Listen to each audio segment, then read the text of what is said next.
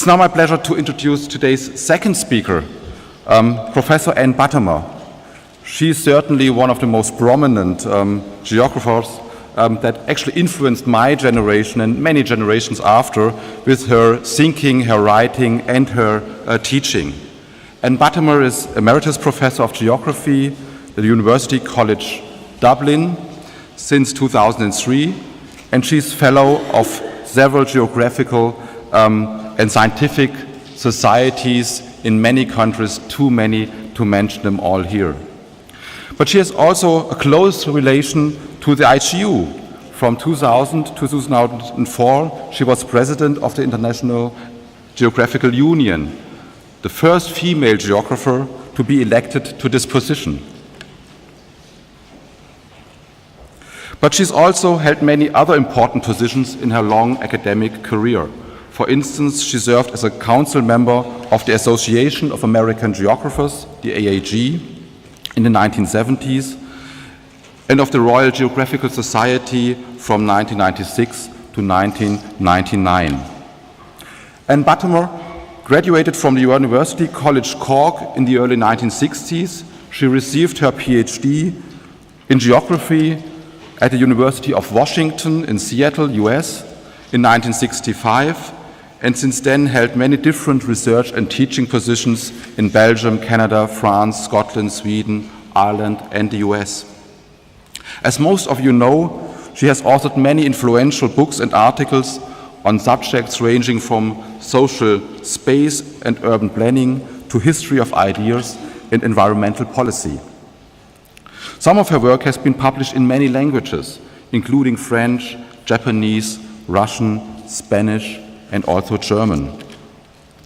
Her academic interests include the history and philosophy of science, urban and social geography, migration and identity, the relation between nature and society and culture, sustainable development, and the human dimensions of global change. In her long career, she has received many distinguished awards worldwide. For instance, she was honored with the title of Doctor Honoris Causa in the University of Joensuu in Finland in 1999, of Tartu University in Estonia in 2004, and quite recently at the University of Grenoble in France in 2012. In 2009, she also received the gold medal of the King of Sweden, from the King of Sweden. And we are greatly honored to have you here to present the second keynote lecture of today. Please join me in welcoming Professor Ann Buttimer. She will talk to us on diverse perspectives on society and environment, retrospect and prospect.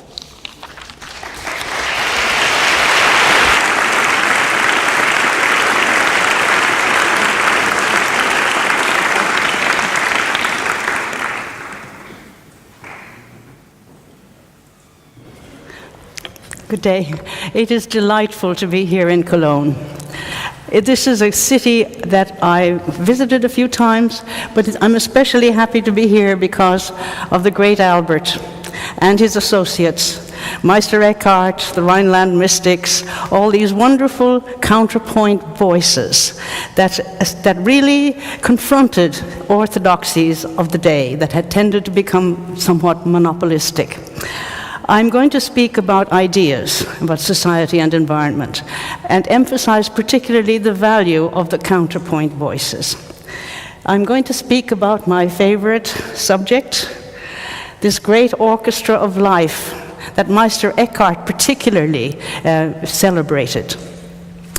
I'm looking at society and environment and claim that there is no possible description of humanity without concern about environment. Humanus, from humus, comes as in all the Indo-European languages as an earth dweller. We see it, we read the interactions through landscape pictures sometimes, but basically we say this relationship between society and environment varies dramatically around the world.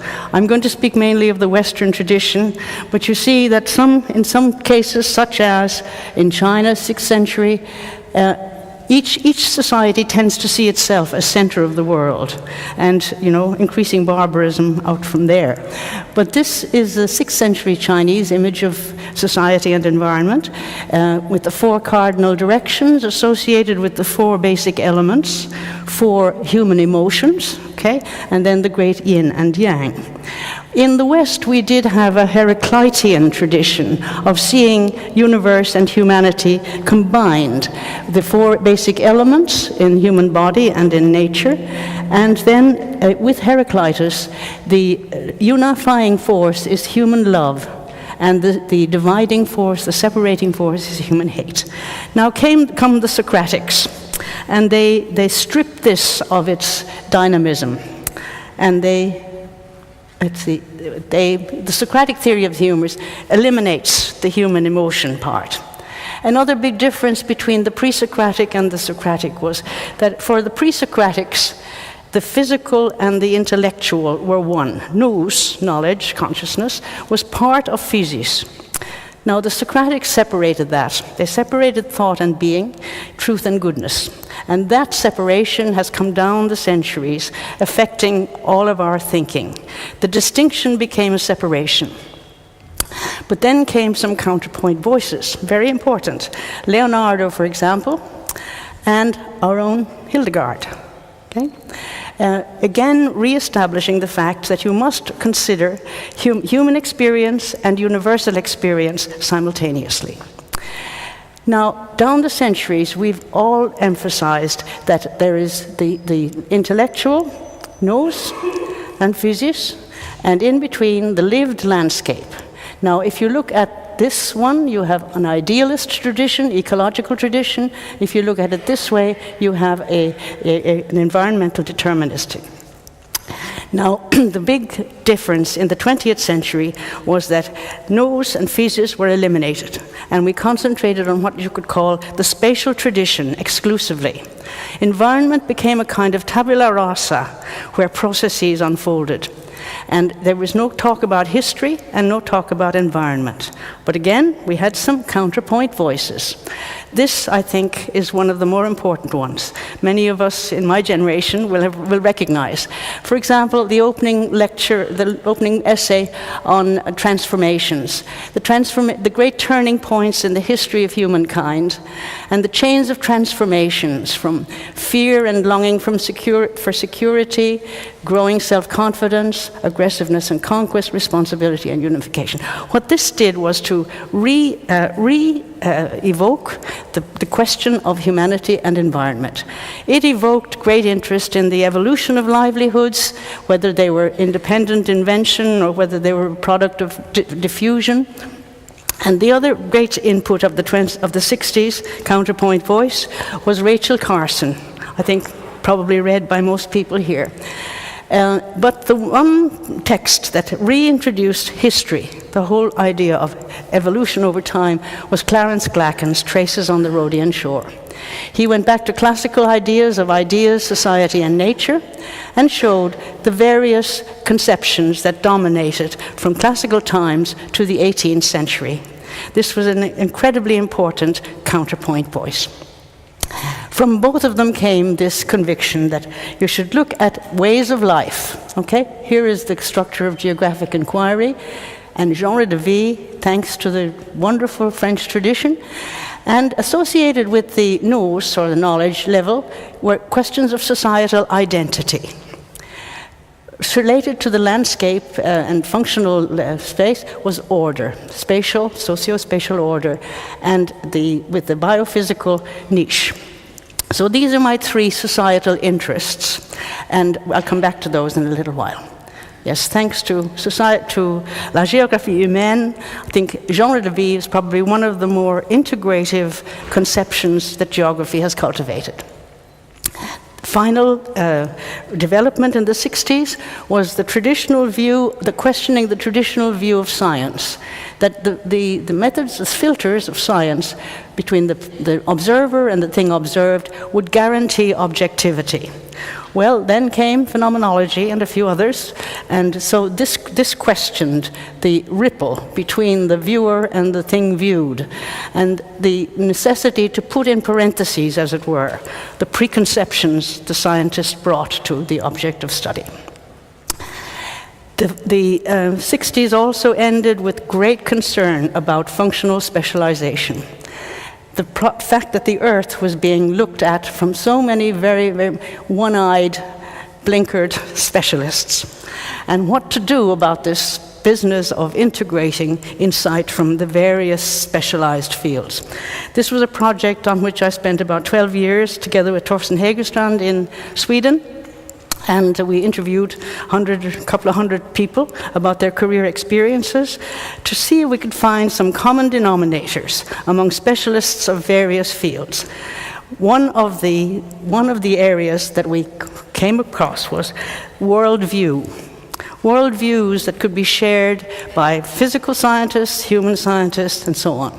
And I'm going to talk about these four, what I call root metaphors. To see the world as, see the world as, as an organic whole. It's something that could be found among historians, theologians, physicists, and geographers. It's an integrated worldview. Then there's a mosaic worldview, that is the atlas view of the world, shared by people in various disciplines. The world as a mechanical system, or the world as an arena of spontaneous events. Now, the nice thing about this is that each of these worldviews is anchored on a particular theory of truth, a different theory of truth. So, organicism emphasizes coherence. It sees the processes in the world as dialectical and unifying. Formism, or the mosaic view, has a correspondence theory of truth.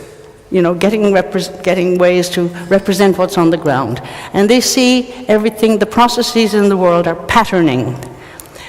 Mechanism has a causal theory of truth, functional, mechanistic relationships, and contextualism, the arena point of view, has an operational theory of truth. Let me give you an example of some of these. And so all four were probably simultaneously co-present throughout the 20th century, but one would tend to dominate over the others at each period. So you had organicism in the early part of the century, replaced by mosaic in the 30s and so on, mechanism after World War II, and certainly post-60s, the arena. Let me give you a little image of what these ways of looking at society and environment were. And incidentally, I have to say, these pictures were done by my late husband, Bertram Broberg. So the idea of the world as an organic whole was that human settlements sort of nestle harmoniously within physical environments, and their scale is such that they cultivate community. In geography, we used this perspective for studies of sense of place, region, geopolitics, livelihoods, and resources. It's based, as I said, on a coherence theory of truth.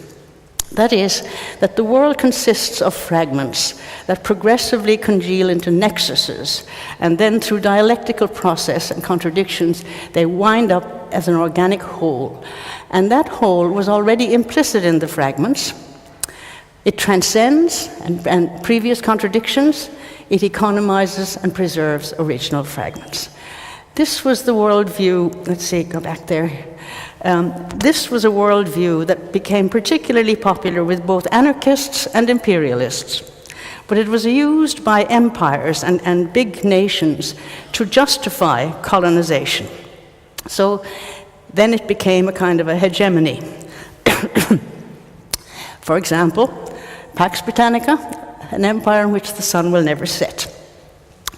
When monopolies arise, monsters appear. So monsters need to be dealt with. So organicism was very, very, I would say, viciously attacked on the grounds of environmental determinism and imperialism. Sorry. Sorry. In its place came this worldview of mosaic. To see everything having a place, dispersed worldview. I'll say less and less because of my throat, okay? You'll read. This was the Hartsonian worldview. The idea was to get characters that would represent details on the ground. There was a transcendent formism, which would see the patterns on the surface to be the product of what was going on underneath.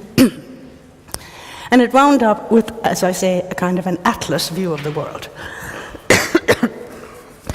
No integration, but plenty information. What you wound up with this monopoly was kind of a layer cake. No cohesive. That too was a kind of an imaginary creature which needed to be dealt with. Pegasus arriving to slay the chimera, and in its place, a view of the world as a mechanical system. Now, this was particularly in World War II time, because the formistic approach did not really help.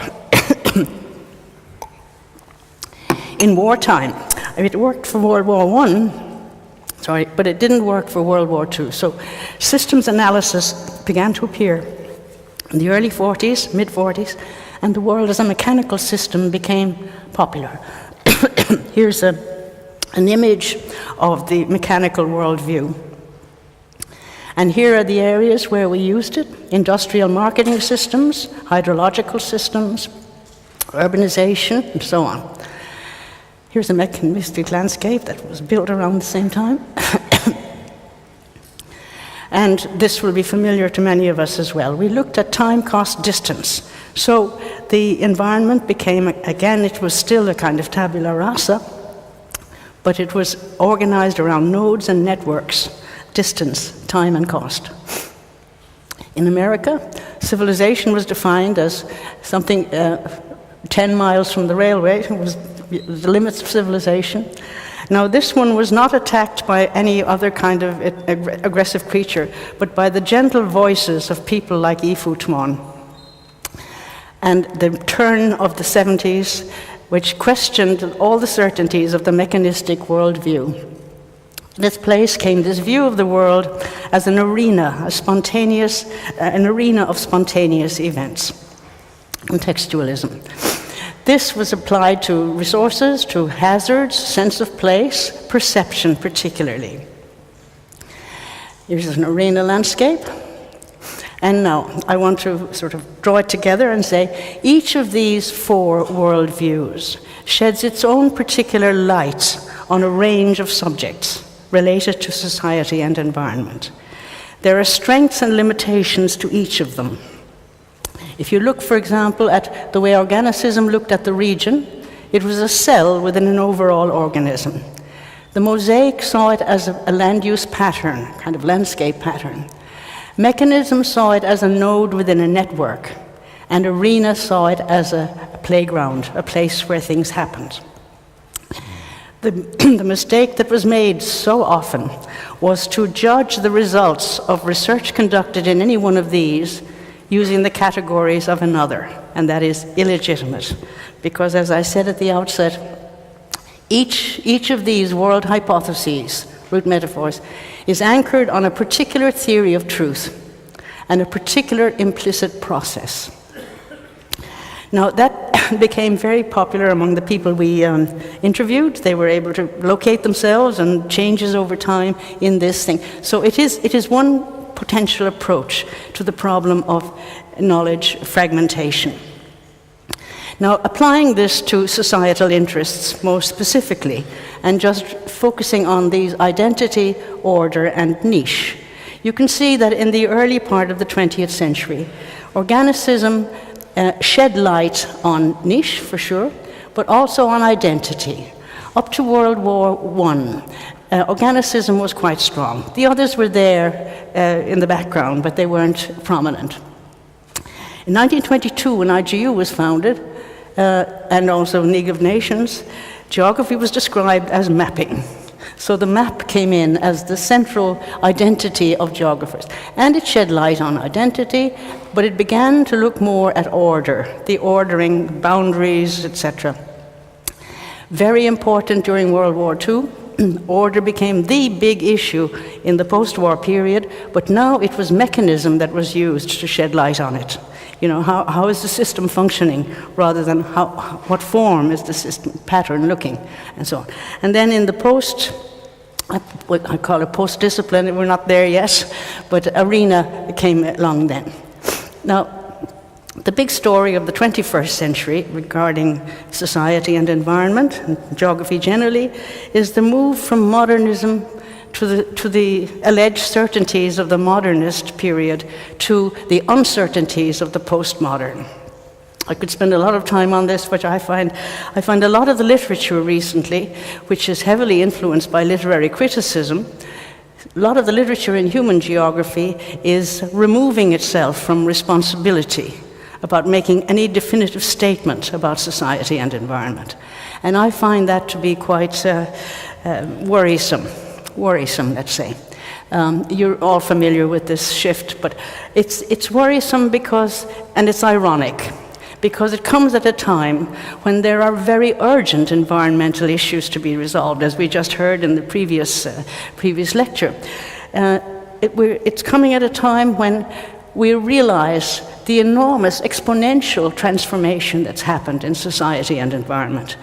Population, energy, technology, mobility, and all the consequences of this for humanity. So Pegasus returns, and I think there is a message for geographers particularly. Get back out there in the field, map, measure, analyze. So we tried to do this in IGU, as Ron said last night, with our colleagues in these other international scientific organizations. One of the things we did while I was president was to get the geosciences people together, soil science, geology, and others, and we went several times, and we looked at issues that we all held to be important. The geographers taking the lead on urban, the geologists taking the lead on groundwater, the geophysicists on others. But we met and discussed these various things, because the important thing is, if you don't meet face to face and you're relying on just reading the other discipline's journal, you don't really reach the point of discussing mutual projects. We did discuss face to face, and one of the outcomes was this year of Planet Earth, which led to, among other things, the problem of how do you apply? How do you move from pure science to the applied? And I think we didn't solve this, but, well, sorry, this is a little bit out of place here. In around the same time is the return of interest of Alexander von Humboldt, and then from other sources, the idea of the story of the universe. It's coming mainly from now theology and history, nature and ecology, to the idea that we are not in a static Earth situation, we're in an evolving universe. J.R. Desjardins, The Journey of the Universe. This is extremely popular now in circles way beyond geography. What remains is this tension between the traditional, I would say, social engineering approach of applied science. Archimedes, give me a place to stand and I shall move the earth. Versus the gentler voice of a Petit Prince saying, we must care for the earth. So I think nurturing a sense of caring about the earth is the opposite of the social engineering approach. Both of them are out there for us to address. Now I'm going to draw to a conclusion and say, all right, down the decades, down the century, there have been monopoly voices, major voices, and counterpoint voices. And I think these counterpoint voices are the important ones. And I would like to symbolize them in this way. When some liberation song, emancipatory cry occurs, it's a kind of phoenix, usually not listened to when first expressed. It has to die and then be reborn. And this can be a reminder of something missing, you know, an evoking of something forgotten, or just a fresh idea that to be followed. Anyway, if this is accepted in society, another phase comes. There's a structuring of it. It's given a home, it's given a castle, and a flag. And good old, this is, I call Faust, Goethe's Faust, who has to keep building for the sake of humanity, because if he ever stops and says, "Verweile doch, du bist so schön," Mephisto is here, ready to take his soul. So thinking people say, how come? How come we arrive with these structures when what we really needed was something else? I mean, this is like unions, universities, churches, academies, you know, the tension arises between the structure, which tries to maintain itself or expand, versus the original ethos. So if this tension becomes too serious, too sad, or too hurtful, thinking people take another step. They go to the waters of Helicon. Come on. Oh yes, Augenblick. Narcissus. To the pool of Helicon to consult the muses. But instead of consulting the muses, the vulgar version says, he tends to fall in love with his own self-image. But there are many versions of Narcissus which see him being called by Eros. Having seen the image in the pool, he realizes that he needs to get rid of the encrustations of the Faustian period, open his mind for the new phoenix. So this is the sequence that I have been thinking about vis-à-vis Western ideas on society and environment. And once I expressed these to a group of Dutch people, and it was an ecology group, and she said, "No, you've got it wrong. We have been in the Faustian period. We are emerging, and in this postmodern period, into a Narcissus mood. On the horizon is a phoenix." So this is my conclusion. We're emerging from a long shadow of Faustian structures. We're now in postmodern mood, critically reflecting on experience, and on the horizon, a new phoenix beckons.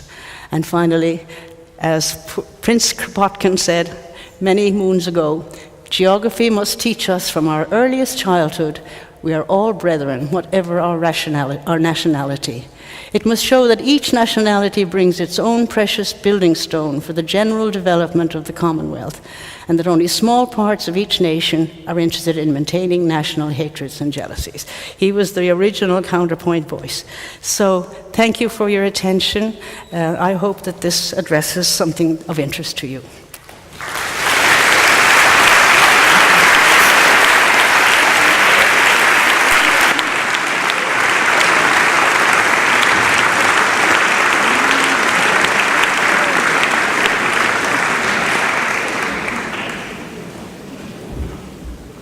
Yes, thank you, Anne.